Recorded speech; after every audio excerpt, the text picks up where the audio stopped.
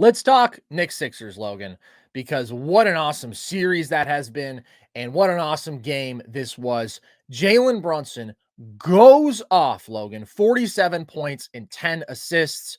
What did you take away from his performance in this one? Jalen Brunson's the man, dude. I'm tired of people disrespecting him. He soundly, I will repeat, outplayed Joel Embiid tonight. Say it one more time. He soundly outplayed Joel Embiid tonight. One more Former time. MVP Joel Embiid. He had the most playoff points by a Knick ever. Yeah. Shout out Bernard King. Shout out OGBK, man. He broke his record, 47 points.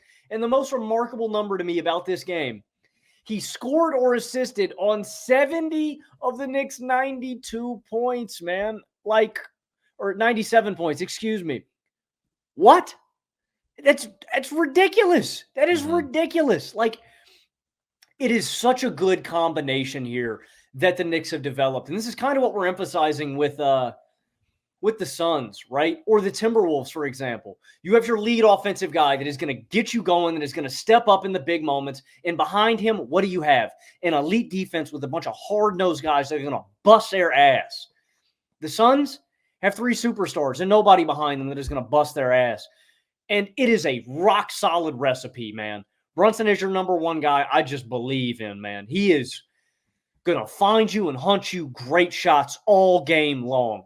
That is the favorite thing about him, man. Whether his shot is going, whether he's knocking down his post turnarounds, getting to the rack, getting to his easy looks, he's going to generate high-quality shots. He's going to keep getting downhill and keep doing his thing. And behind him, he has that great defense.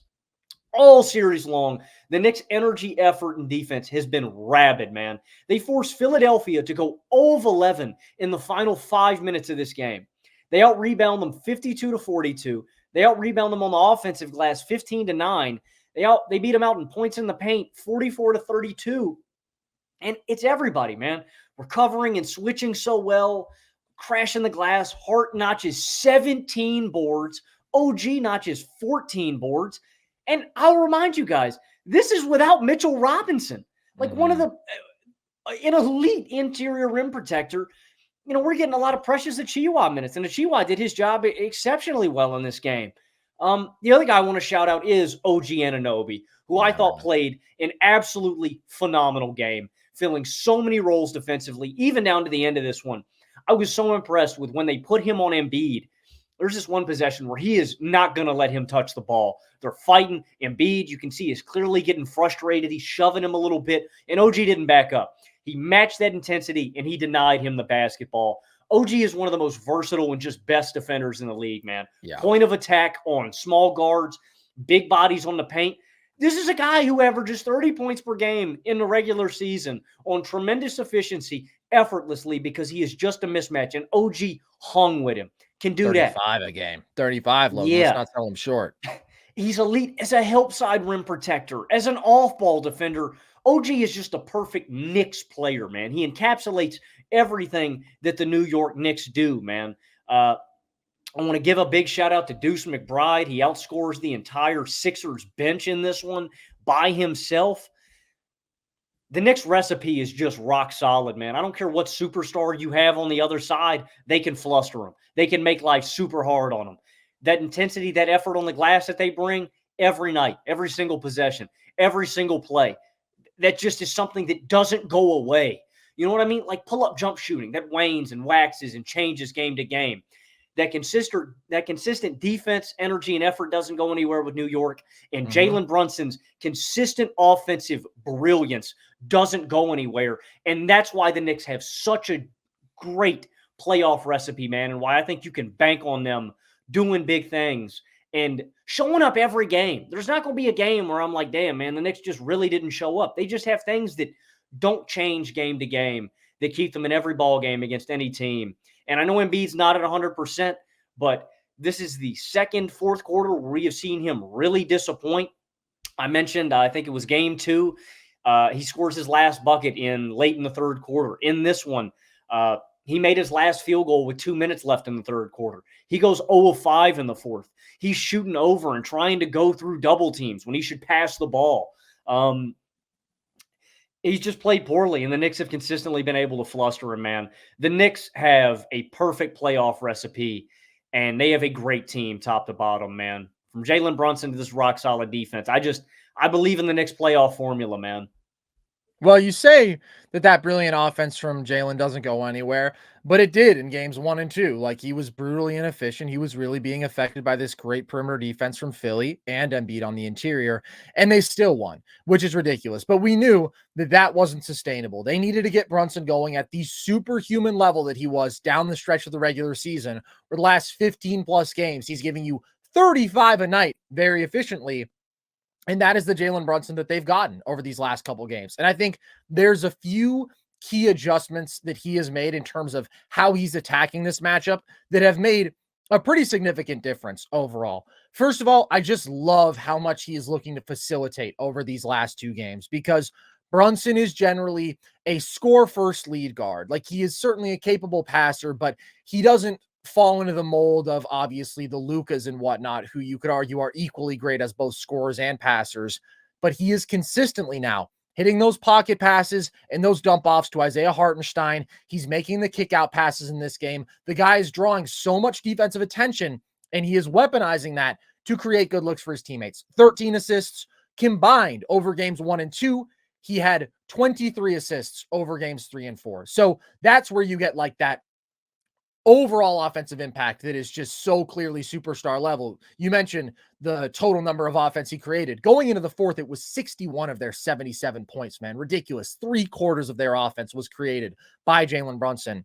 But in terms of his scoring efficiency, one of the things that you see in this game is they are basically running handoffs into pick and roll. And the advantage of that is that when he has these super long defenders trailing him, they were able to affect him in those first couple games with their length, with rear view contests and back pressure. And when he is running pick and roll out of a handoff, he gets a running start. And so he can immediately get more of an advantage and get downhill quicker and avoid those guys. And just generally, he has been much more decisive and downhill out of pick and roll, because he often likes to operate where he goes to his hostage dribble, right? And he's just going to sort of slowly, methodically carve his way to whatever spot around the elbow or from floater range that he wants to get to. But that's tough when you have these super big, long guys on your back. What he's started doing now is just getting downhill.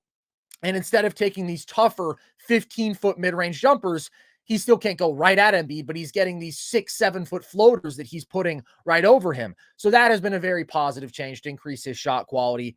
And just generally, they're running very high pick and roll. So he's getting these big runways out of isolation.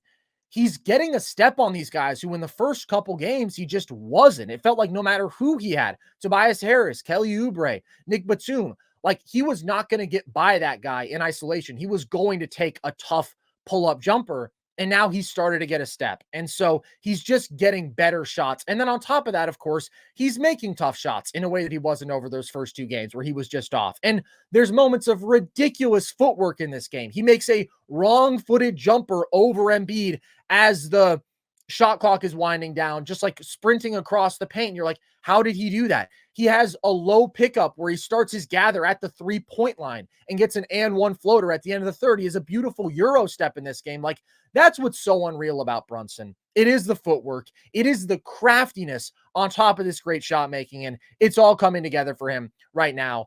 And he hunted the easy stuff better. Transition. There were a couple spots where he attacks a clean paint. The defense isn't set yet, or they just didn't match up well. And he gets a couple legit open threes. And he had 2 great looks from deep in transition that he missed. But game 1 and 2, dude, they were attached to Brunson every single second. There was not an easy shot that he took. And so even him missing a couple of very makeable looks to me is a positive from this game, because he has to carry a superhuman burden. And we've known that. And so he has just found his rhythm and is playing at a much, much higher level offensively than he was in those first 2 games. And he isn't even shooting well from deep in this series. And the team isn't even shooting well. And yet he is still able to go crazy, and they are still able to will their way to a win. That's just Knicks basketball, man. It's Jalen Brunson going crazy, and it's a whole bunch of heart. It's unbelievable collective team defense and effort in what they do on the glass. And I do want to give real props to OG, because boy, did he ball out in this game. And he is so valuable just as another guy who can get himself a shot every once in a while. He's not going to do it a lot. He's not going to regularly explode for 20 plus, but just having somebody who is physically imposing enough and also skilled enough as a shot maker where he has a couple nice aggressive drives in this game. He has a couple patient drives where he's shifting gear, creates himself a couple nice mid-range looks. Like just having something of a release valve is really, really valuable. And then at the same time, he's dominant defensively. I thought he did a really nice job on Embiid. You mentioned what he does on the glass, 3 blocks in this game. Brunson is, of course, the face and the superstar and the best player, but you cannot overstate how important OG Anunoby is. Like, this team did not lose once they added OG. They did not lose. They were 20-3 with him in the regular season. They were outscoring teams by 25 points per 100 possessions, and it's because he's a world-class defender and he's a really valuable, versatile offensive player, and I thought all of that shined in this game as well. So props to the Knicks collective. Always there's a different hero role player game to game. It's incredible. But Brunson and OG as those staples, like they really, really came through in this one. That was the final thing I was going to mention about the Knicks bench is it's so remarkable to me that these role players don't have to score. They can have an off scoring night and they are still super impactful, right? Like a Josh Hart, scoreless from the field. I mean, he doesn't make a field goal in this game. He is 0 for 7 from the field, 0 for 3 from behind the arc, and yet he leaves his imprint on this game. He gets 17 boards. Again, Tibbs plays him damn near the whole game because they need him, but he does it. And it's all these other guys. If OG's shot isn't hitting, guess what? He's still impactful. With Hartenstein, all of them. You know, DiVincenzo shoots 3 of 11, 2 of 7 from behind the arc. He's still an impactful player. Like, these guys are just, they make winning plays. And no matter what, if their offensive game is on, they're still going to impact the game because they're crashing. And frankly, Carson, that's the area with Philadelphia that I've been the most disappointed in. I know that this is a rabid Knicks team. That is the identity of this team, that they play hard. Philly's not answering the call. I'm not seeing that same kind of energy and that same kind of dog and that same kind of effort from Philly's bench. Guess what, Philly? This is the reality of the situation. Some games you're not going to be able to coast with both of your offensive superstars just getting it done. Some teams can make life hard on Embiid. Some teams can make life hard on Maxey. And in individual games, sometimes they're both not going to be on. And this is a game where they're not both perfect. Embiid goes 7 of 19 from the field. Maxey goes 8 of 21. Like, this is a game where I need to see you scratching and clawing and fighting. And in the clutches of this game, when it is hanging in the balance, I didn't see that from Philadelphia. I didn't see that same kind of, I need to go hard. We need to make a play. I need to make that extra effort. And I've consistently been let down by Philadelphia's effort in this series, man. I just don't think they're matching it or they're anywhere close to the kind of grit that I'm getting from New York, man. It is a big difference in this series. I'm not getting that same kind of energy from Philadelphia, man. And it was a bad fourth quarter from Philly. Like, both of these teams started to struggle offensively, but Philly ultimately just had some big gaffes in the clutch. And particularly, Joel Embiid just went AWOL, doesn't make a field goal in the fourth quarter of this game. And that is, of course, with Hartenstein out of the game because of his 5th foul, and with Mitchell Robinson unavailable because seemingly Joel Embiid, decided to pull on his legs while Embiid was on the floor and Mitchell Robinson was going up for an attempt around the rim, which obviously sucks. But when you have OG on you, like, that theoretically should be an opportunity to strike. But I liked that matchup from the moment that it started because I just think OG is so physically strong and he's so long and he's going to be more disciplined. That was the most difficult thing about the Hartenstein matchup is he just kept fouling. He just kept getting caught with his hand in the cookie jar, and Embiid was exposing him there. And OG ends up getting pump faked into 1 foul on Embiid, but does a much better job in that matchup. But of course, they're setting a lot of doubles in those situations, and that was very effective.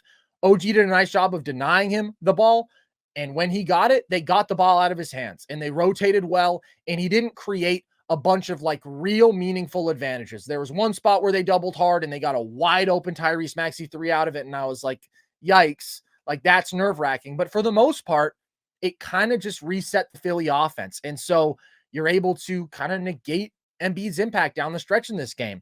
And also, he's just catching these balls so far out. He's not in a position to get into the teeth of the defense. And so he's not creating an advantage. He's not forcing defenders to really sink that far in.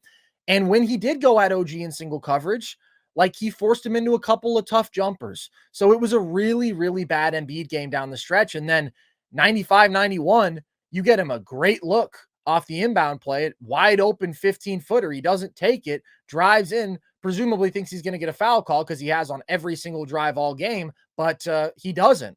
And that's the game right there. Not that Philly was going to come back, but that was just strange to me that he wouldn't take a great look like that. And he really, really struggled down the stretch in this one. And as you say, Philly totally got out hustled. The Knicks had 11 team offensive rebounds in the fourth quarter, Logan. So that includes loose ball fouls, like any miss where they retain possession because they're just working their asses off on the glass. That is ridiculous to allow that many extra possessions late in a game, especially when both teams are struggling to make shots. And then there's just some decision-making from Philly. Like Kelly Oubre takes an early shot clock pull-up three with like 90 seconds left in this game in the last couple minutes. What is that? That is not a good shot at any point. That is certainly not what I want when I have Tyrese Maxey and Joel Embiid on the floor in the closing stretch of a game.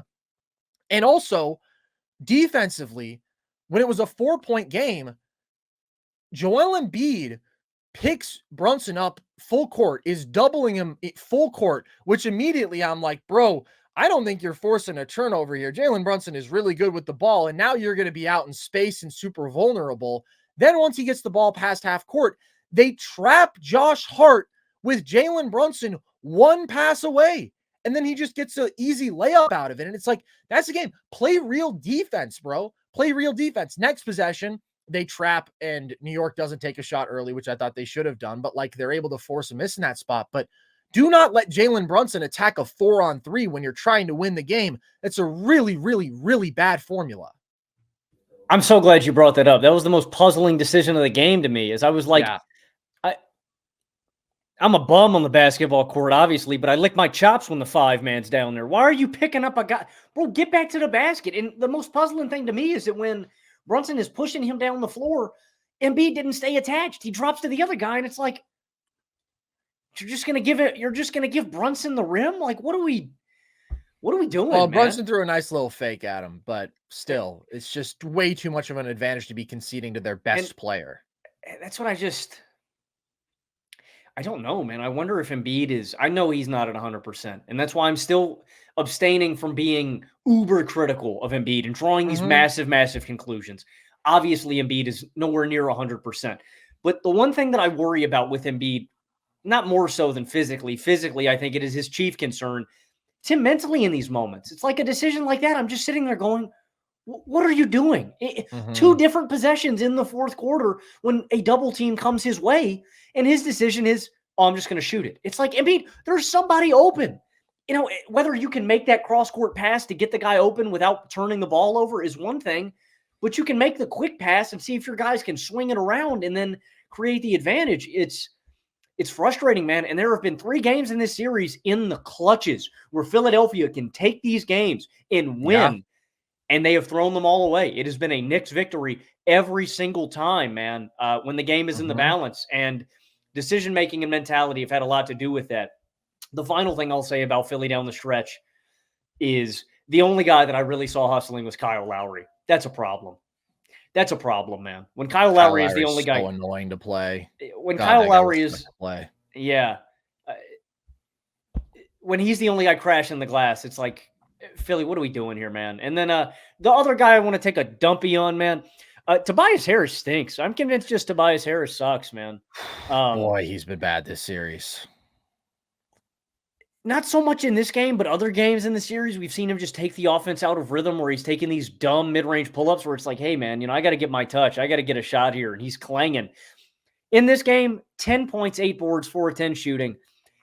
That's actually almost an increase from his averages. In this series, Carson, he's 9 points, 8 boards, 1 assist on 39% from the field and 25% from deep. I'm not saying I expect more from Tobias Harris because I kind of know what Tobias Harris is as a player. But for a guy that you're paying, this is his worst series ever. For a guy that you're paying this much money, I mean, you cannot get this kind of series out of him, man. He is completely underperforming and failing Philadelphia. What a disappointing series it's been from him, man. I've really been disappointed on all fronts from Philadelphia, except basically from Tyrese Maxey, man. It has been a really underwhelming series across the board. Tobias Harris, dude, is deservedly, I'm sure, the most hated man in Philadelphia right now. I hate to say that anybody deserves to be hated, but good God, man, you just think about that contract and you think about the production that you've gotten for it. And this is an absolute low point for him. Kelly Oubre is so much better than him right now. He is playing his ass off defensively, like gave Brunson fits over those first two games. And then these last two games has really stepped up offensively and is knocking down shots and is using his athleticism. And Tobias Harris is just kind of hanging out, man, and giving you 8 to 10 points every game.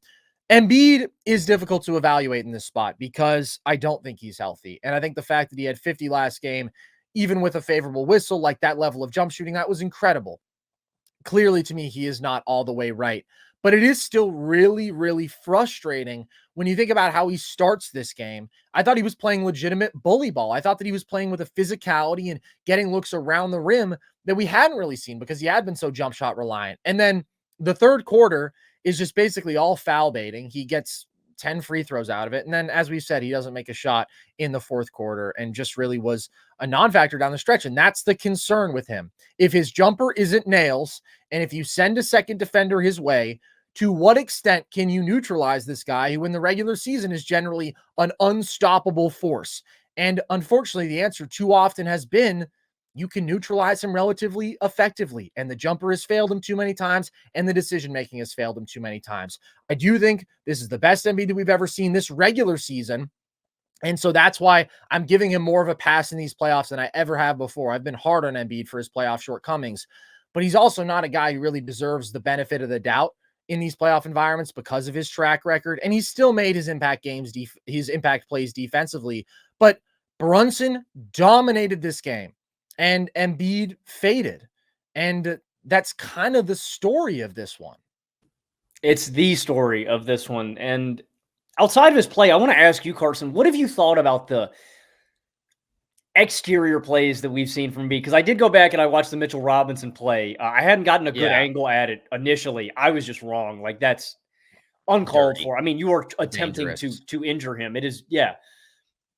There's a shoulder to Brunson on a cut that he's making that just feels unwarranted, where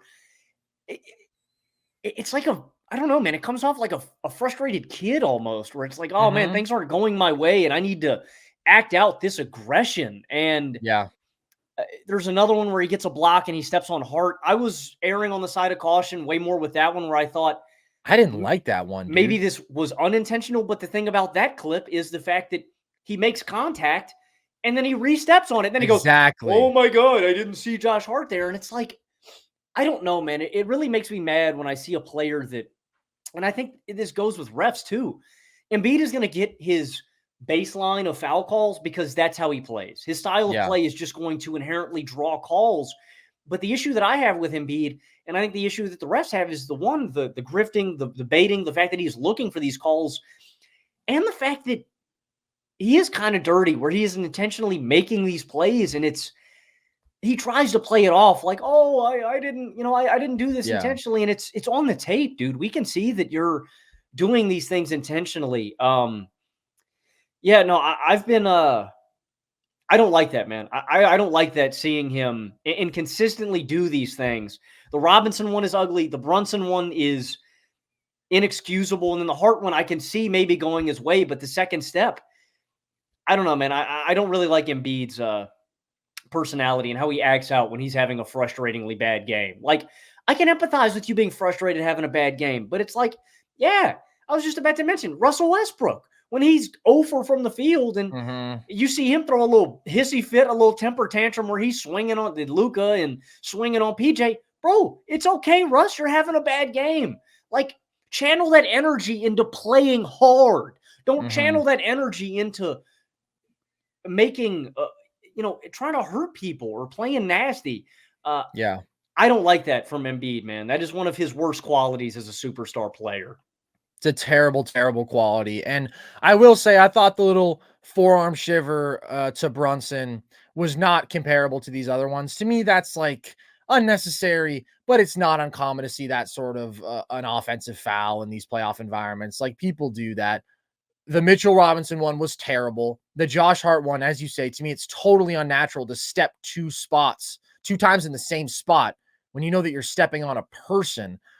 I don't like any of that. But the foul grifting is another story of this game, just because, like, that was the third quarter, dude. It was literally Joel Embiid trying to find his way to the line every single time, not making basketball plays. It's rip throughs. It's, oh, your hand is on my hip. Your hand is in the shooting pocket just the slightest bit. I'm going to hook your arm, and then we're going to go up. It's, I'm going to throw a pump fake, and then I'm going to jump forward into the defender. Like, every single possession, deliberately trying not to put up a legitimate shot attempt, but to get to the line. And that just sucks. That sucks.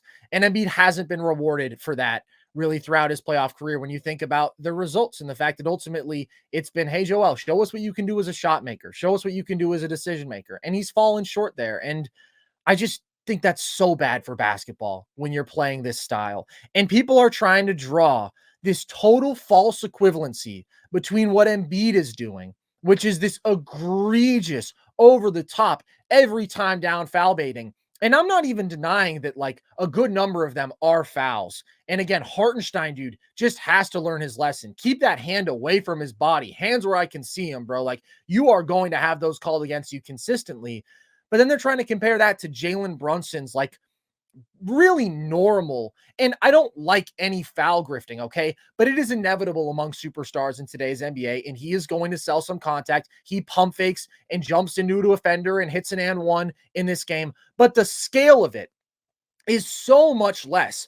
Brunson has taken 116 shots in this series, and he's taken 38 free throws. That's over 3 shots per free throw attempt. Joel Embiid has only taken 89 shots, and he's taken 59 free throws. That's 1.5 shots per free throw attempt. And you can say, oh, well, Embiid is the much more physically imposing guy, so of course he's going to get fouled more. Okay, that's true, certainly. But, like, both these guys are living on very jump shot heavy diets right now, and Embiid is drawing an obscene number of fouls on those situations. And again, it's the intent, a significant percentage of the possessions just to get to the line that I don't like, and I think is bad for the sport of basketball. And I think it's silly that people are acting like it's the same thing. Like, there are degrees to this. Basically every single star in the NBA does some level of foul baiting these days, but Embiid is the worst of the worst of the worst. And it's frustrating to see it rewarded consistently throughout a playoff series like it mostly has been in this matchup. And the biggest difference between those two is Embiid's got a foot on Brunson, and he looked like he ate a Jalen Brunson. Like, True. he's huge. Like, this is, I expect this, behavior maybe a little bit from an Austin Reeves, a smaller guard. Maybe I expected a little bit from a Jalen Brunson. But it's like, bro, you're massive. Like, you shouldn't, one, be acting like this, and then two, man, go on the low block and go do some work, Embiid. Take advantage of a mismatch, man. Stop trying to go for the jumper so much. It is a bad look. It's the art of foul drawing, Logan. People love to praise the art of foul drawing. It's I'm ugly. not saying that it's not ball, valuable. Man.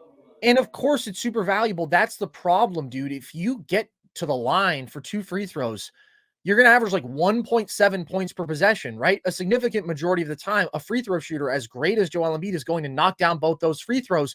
That is a better opportunity than any shot he could get that isn't a dunk. Like, he can be nails from mid-range. He's going to make roughly 50% of those shots. So of course it's a very favorable thing to do. That doesn't mean that it doesn't suck and that we shouldn't try to legislate it out of the game. But alas, that's the reality. Embiid is going to continue to do that. And seemingly he's going to continue to be rewarded for it throughout this series, but I don't like it, and I was annoyed by it here. Shout out to some of the other Knicks role players. Deuce McBride playing nearly 25 minutes a game in this series, taking on those point of attack defense assignments, consistently knocking down big shots. Props to Precious Achiuwa. When he first came in, I thought, man, this is such a downgrade from Hartenstein and Mitchell Robinson. Like, both those guys are way better. Achiuwa is just so small, and he was struggling to finish around the rim. He goes 0 for 5 in this game. All of those shots are around the rim. But what he did defensively, what he did on the glass with his energy was super impactful, and that's why he was the one who closed this game over Hartenstein.